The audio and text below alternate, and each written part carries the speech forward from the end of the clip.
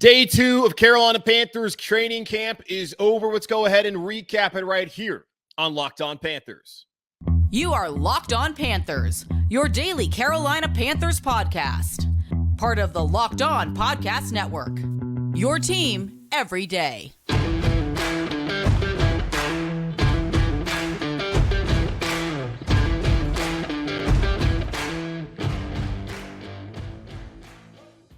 Welcome into another edition of the Locked On Panthers podcast, a part of the Locked On Podcast Network. I'm your host, as always, Julian Council, talking Carolina Panthers with you every Monday through Friday, your team every day. That's what we do here on the Locked On Podcast Network. Make sure to rate, review, and subscribe to the show over on Apple Podcasts, Spotify, and all of the podcasting platforms out there so you don't miss a single episode of Locked On Panthers. And be sure to watch the show and subscribe to the show over on our Locked On Panthers YouTube channel. And be sure to follow me on Twitter at Julian Council, where every single Friday I answer your weekly Friday mailbag questions. To participate in the weekly Friday mailbag, either at me or DM me on Twitter at Julian Council. But again, first, make sure to click the follow button there on Twitter at Julian Council.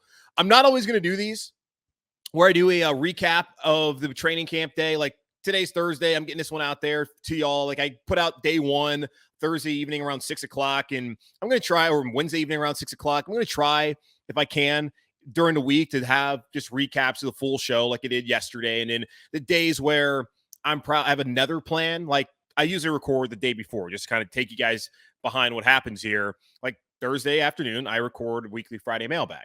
So I would not react to what happened day 2 at training camp if I didn't do this. But I felt like it was necessary for me to say a couple things that I wasn't going to get into likely when doing the weekly Friday mailbag. And I always appreciate doing that. And we might change the mailbag day, maybe to Wednesday once we get into the season, just as Fridays probably makes more sense to just kind of doing a comprehensive kind of breakdown of what's going to go on that Sunday afternoon and the opponent, all that kind of stuff. And Wednesdays last year were kind of like interviews and whatnot. So we'll figure out what the plan is going to be this season, as I want to kind of mix some things up. But either way, throughout training camp, I'm going to try and have times where I can give you a 10, 12-minute breakdown of what happened that day, especially there's things I want to like get into like I do today. Like tomorrow on Friday, you're not going to get a training camp breakdown unless something bad happens, which we hope doesn't happen, or there's a signing or something like that might pop on. Saturday, probably the same case. And then Sunday, that will be me recording Monday's episode. I'll probably put that out around 6 o'clock, both on the podcast feed and over on YouTube. So there's just kind of an update on like the content plan here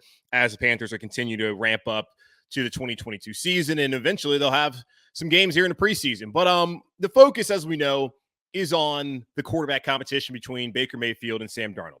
On Wednesday, Baker Mayfield was with the 2s, Sam was with the 1s. We heard from both those guys. They talk about bouncing ideas off of each other, how they're excited about the competition, like they're not going to allow the competition to affect their friendship and the relationship that they had prior to the both of them coming here to Carolina, which is positive to hear.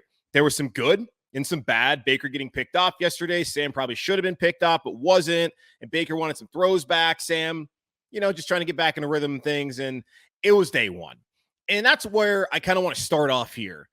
I said this last year, and I'll say it again. When we were watching Sam Darnold last season, back in OTAs, mandatory minicamp, and especially this time of year in training camp, before the pads went on and when the pads went on, a lot of folks wanted to use every single pass as a referendum on whether Darnold was the guy or was not the guy. And as y'all know, I was never on board with Sam Darnold coming here, but I wasn't going to sit here and dissect every throw and every play in training camp to try and make my argument for why I was right. I was going to let the season play out. Excuse me. It took until week 7, whenever it was, when he was benched against the Giants, for me to come out and be like, see, I told you he was no good. I was going to wait as long as possible to give Sam Darnold a reasonable chance to prove me wrong or to prove y'all right. I was not going to sit here during training camp in July and freak out after every great throw and every bad throw and every so-so throw. I'm going to do the same thing for Baker Mayfield, someone who I believe in, who's going to be the starting quarterback and will help take this team to the playoffs this year. Baker, so far, it's been a mixed bag. Probably hasn't been great. It's also only the second time he's actually practiced with the Carolina Panthers, so I don't think that we should get too caught up in what's happened so far throughout the first 2 days of training camp. He took time with the first team today, was with DJ Moore, Robbie Anderson, CJ Saunders, a player who I talked about, I think could be able to find his way on the roster as a last wide receiver, especially if he can step into a special teams role as the punt returner. Maybe Andre Roberts fills that role. More likely he's going to be the kick returner. We'll see how it pans out. But Baker, in the first session of 7-on-7, apparently on Thursday, went 2 for 4.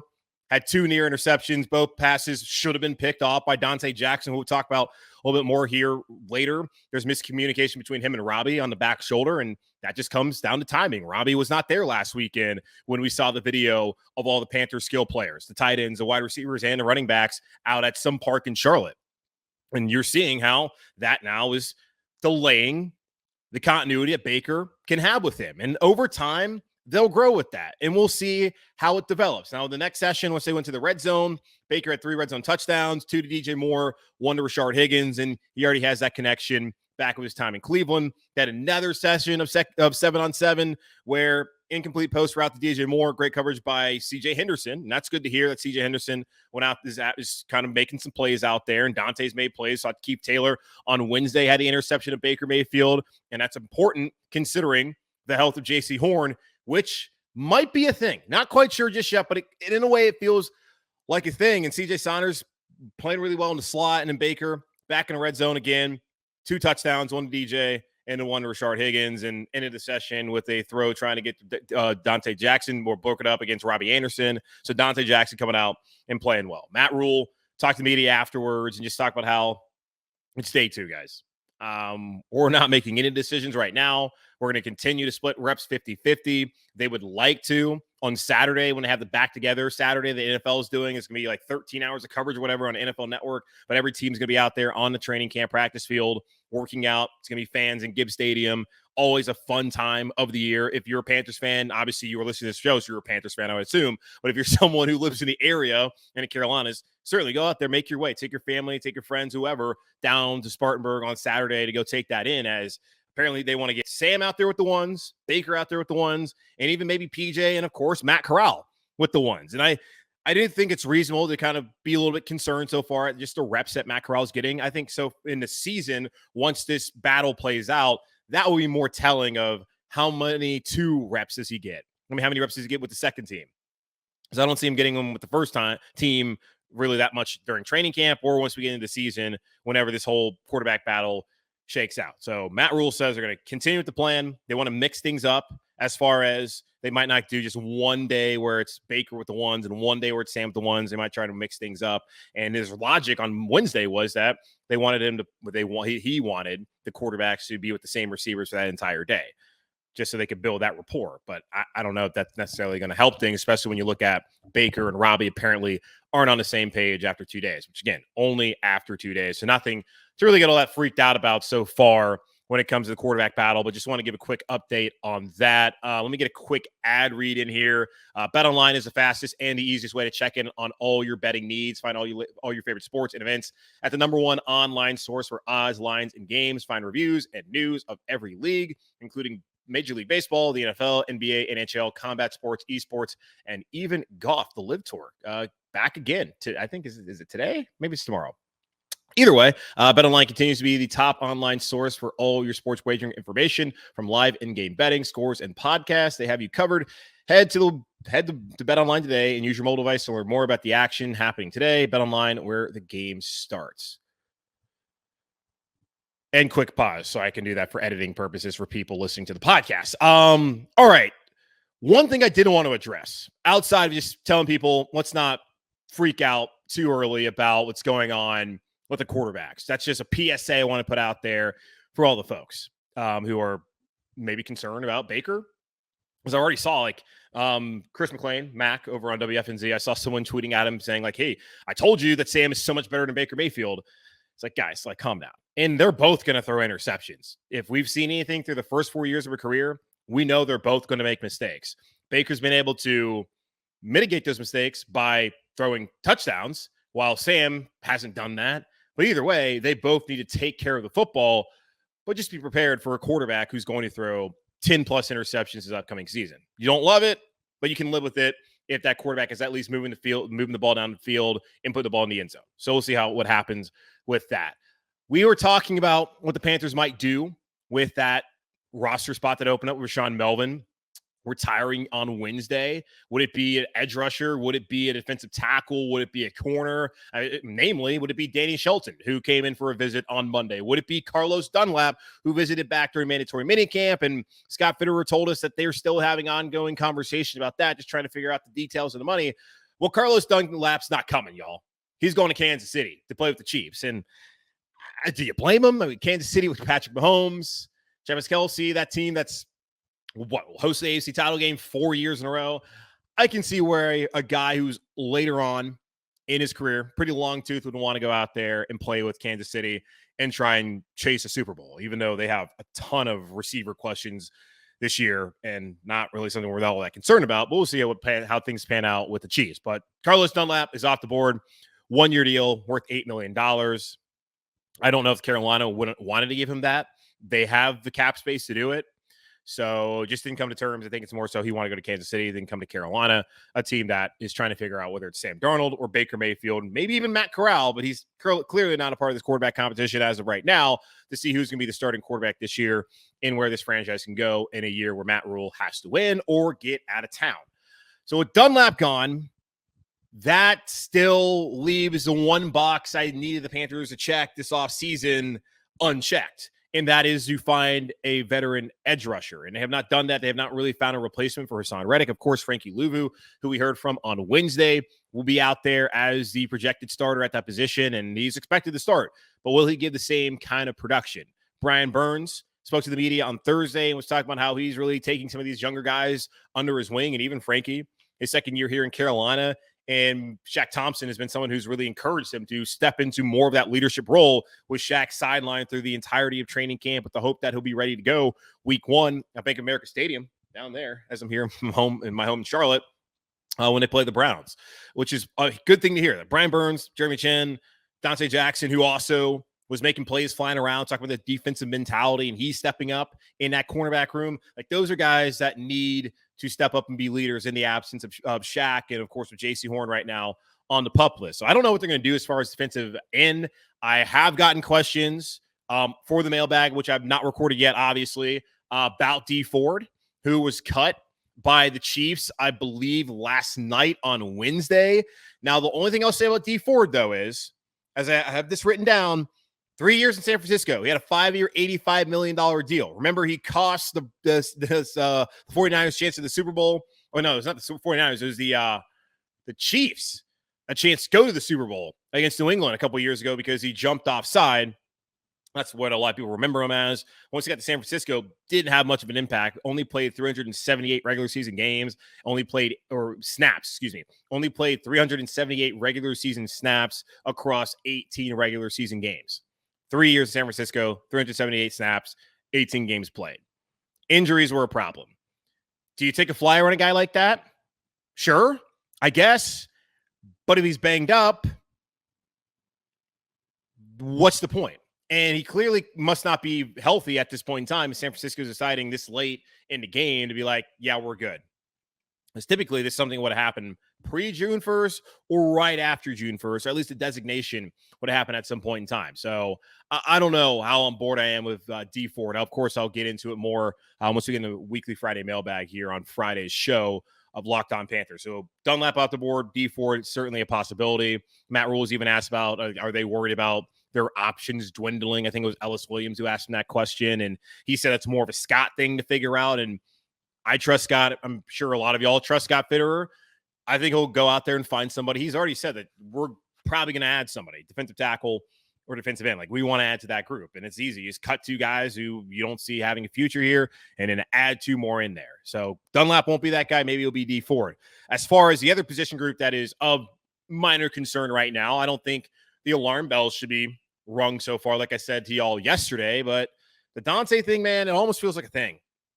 Matt Rhule came out this afternoon and talked about how they want to bring in some guys on Friday for a workout, and that will be corners, by the way. They're not, maybe they'll bring in defensive end, defensive tackle. It sounded to me like they're going to bring in some corners, with Rashaan Melvin having retired and with JC dealing with that foot.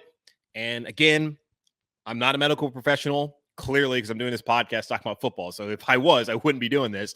I don't know. Just to me, for something that fracture to occur in September, and then 10 months later here, or almost 11 months later here in July, to still be an issue. If I got my math right, to still be an issue. That's a little bit concerning. Like, I'm not saying it's a thing just yet, but it kind of feels like a thing. And to help save themselves, and even with Melvin being gone, it made sense to bring in another corner just so you could bring in the depth. But again, looking at what Dante's doing, stepping up in a leadership role, who's dealt with injuries the last 2 years, but is someone who I think has really improved, especially since Matt Rhule's come in here. And that's a disappointing thing about him not being healthy in 2020 or last season. He was playing really well. Yes, there was the game against Washington when he was not in a position that he should have been in because Stephon Gilmore wasn't ready to go and Jaycee was out. But when he's been the number 2 corner, and that's only been expectation of him, he's excelled so far under Matt Rhule. And it's disappointing that we haven't gotten to see him play a full 16 and 17 game season the last 2 years. This year, absolutely need that out of Dante. And to see that he's bringing that leadership, he was named the captain last year, was voted upon by those men in the locker room. I'm excited to see what he can do this upcoming season, especially now the Carolina Panthers have extended him for 3 years or 4 years, whatever it is. That's good to hear. Good to see CJ Henderson out there making plays. Same thing with Keith Taylor. That cornerback room is going to need those 3 guys, especially to come and be ready to go, as we don't know what's going to go on Jaycee. Again, they say that they don't think it's a long-term thing. I think it's only kind of day-to-day. We'll see what happens. Pad go on Monday. We'd love to see him out there. But right now, that's not going to happen. So corners will come in on Friday to work out, and I expect that they'll probably sign someone by the time the weekend starts tomorrow afternoon. One other thing, Ike Ekwonu, first time we heard from him was on Thursday, I guess today, and he was talking about how he's working out at both left tackle and left guard, challenging Brady Christensen. And apparently Michael Jordan didn't really get any offensive line talk, but he was apparently the first guy to go out there at left guard yesterday, which is interesting. And I think Brady Christensen was the left tackle. So we haven't really talked too much about Michael Jordan taking that spot.